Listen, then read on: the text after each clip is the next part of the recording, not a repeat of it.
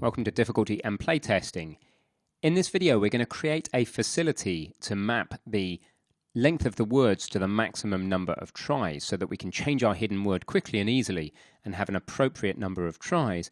And we're going to discover what that appropriate number of tries is by doing some more playtesting and that is effectively what's called play tuning the difficulty of our game. Now, why do we want to tune the difficulty of our game? Well, if you do a Google image search for Flow Channel, you'll get a bunch of different results, but most of them will be relevant. So here's an example of the diagram. Let's imagine we start off with a low challenge and a very low word length.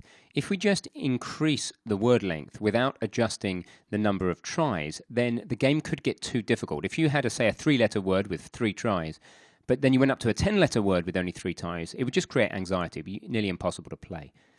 Similarly, if we just increase the number of tries too high without increasing the word length, then we are going to just get a very boring game. You don't need 100 tries to guess a 3-letter word.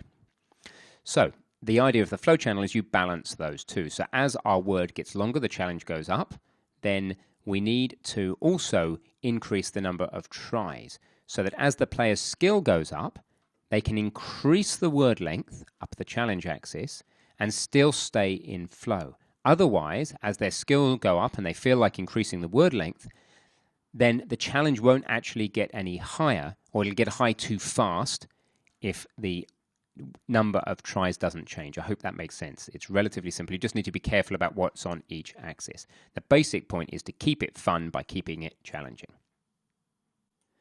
So we are really on the home straight here, but there's one glaring omission, which is there is no difficulty tuning whatsoever. We have a 6-letter isogram in this case, and I've arbitrarily set my number of tries to 3, which is of course impossibly difficult. So let's implement a very simple system so that when we change the word, we change the number of tries. And I'm going to help you implement that now. So guess what we could use? We can use a map again, right? So how are we going to do that? Well, where would we code this?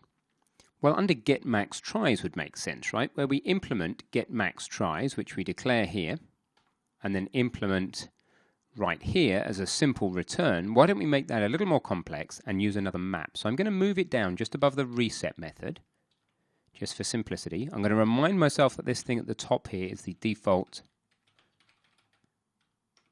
constructor, because it's quite easy to say, why do we need that? Let's get rid of it. No, that is the default constructor. It's called when the object's created. And here's the method. So rather than returning max tries, why don't we flesh this guy out a little bit? How about we make another tmap? And how about it's of type int32 to int32? And we call it something like word length to max tries. Nice and descriptive. And we can actually use something here called braced initializer syntax. So rather than going through and doing inserts, there is a syntax in C++ which uses braces to initialize. Now, you can actually use braced initializers anywhere. You could, for example, instead of say int max tries equals 3, you could say equals braces 3, or you could leave out the equals. It's pretty redundant when it comes to single elements like this, although it is considered by many to be good practice. But when it comes to a collection of things like this, like a map of the word length to the maximum tries, this is going to be a really easy way to initialize this. Let me show you how we'd do it. So I'm going to start assuming the shortest word we have is, say, 3, and I'm just going to give them all 5 tries because it's going to be your challenge to find a reasonable mapping. So for a 4-letter word, we'll give them 5 tries, and for a 5-letter word, we'll give them 5 tries. And for a 6-letter word, we'll give them 5 tries. Very boring. Of course, you wouldn't do this, but it's a starting point. I'm trying to get the data structure in place. If you've got that in place that maps the word length to the max tries, word length, max tries, word length, max tries, then you can, with a bit more consistent spacing, very simply return this, of course. We can just return now, small r, word length to max tries. Remember, use square brackets to access the elements, and then we're going to call upon my hidden word dot length. Can you see what we're doing there? We're passing in, we're accessing the element by this first pair in the mapping, by the word length, and it will return us this here. So now getMaxTries does that.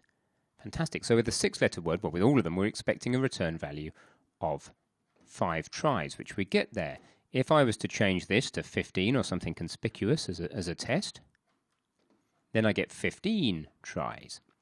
And if I was to, say, go back down to a 5-letter word, I like planet because it makes so many subwords, plane and plan. Here you go, 5.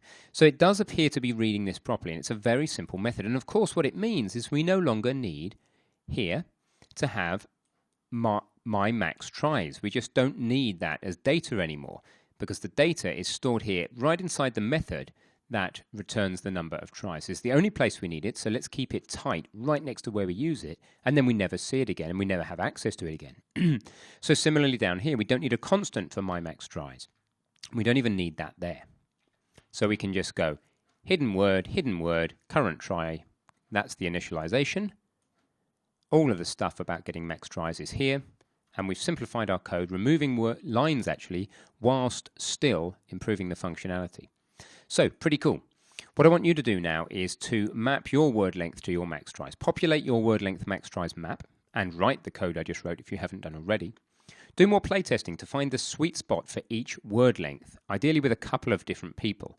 Try and see, what we want here is that the word length determines the difficulty of the game. And then at a given word length, like 5 letters, it's a fixed difficulty. In the next version of the game, in the next section, we may add another dimension so that at a given word length you can even choose the number of tries. But for now, let's keep it simple. Do this for at least 4 to 6 letter words. Map at least 4 to 6. I'm probably going to map 3 to 7 letter words. And optionally, but this is only a bonus option, and only if you're really comfortable with what you're doing, let the user select their word lengths. You could have a map of words, right? You could say if we have a 4-letter word, it's this, and a 5-letter word, it's this, and a 6-letter word, it's the other.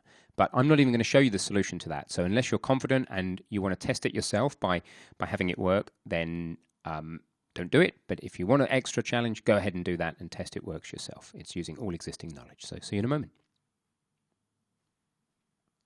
Welcome back. So through playing the game multiple times, albeit with my wife who's quite good at these games, I came up with 4 tries is enough for a 3-letter word, 7 tries is enough for a 4-letter word.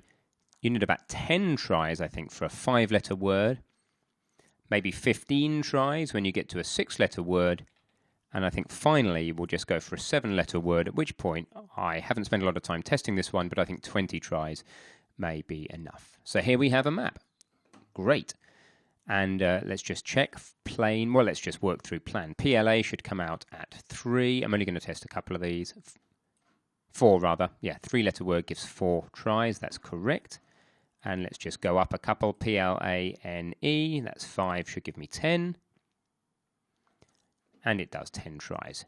Let's also make sure that those 10 tries work. So PLAN, I don't know, K or something. Plank, plank, plank. I should have done this on the shorter one. I'm going to do it on a shorter one. But frankly, is there any need? So my temptation there is to go and test that the game ends, but the game will end, and I'm going to stay confident in that because we have only changed the inside of getMaxTries, which still returns an int32, and all of the other logic hasn't changed. So I'm confident it will work, and I'm not even going to test it. Is that a good practice? Is that a bad practice? Difficult to say, right? Because we are very confident that we've only made a local change here. In a commercial product, you may have automated tests in place which would check this for you.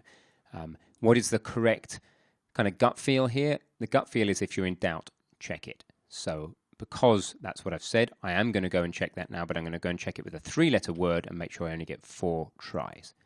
PLA, PLE, PLD, PLD, PLD, PLD, and don't play again. Great. I'm going to leave this as plain, I think, and that's enough. So fantastic. We now have a difficulty table, or at least a way of selecting different word lengths, at least hard coding different word lengths. As I said, it was an optional extra for you to ask the user for a word length, and you would have to create a couple more methods to map word lengths to given words. So well done, and I'll see you in a moment.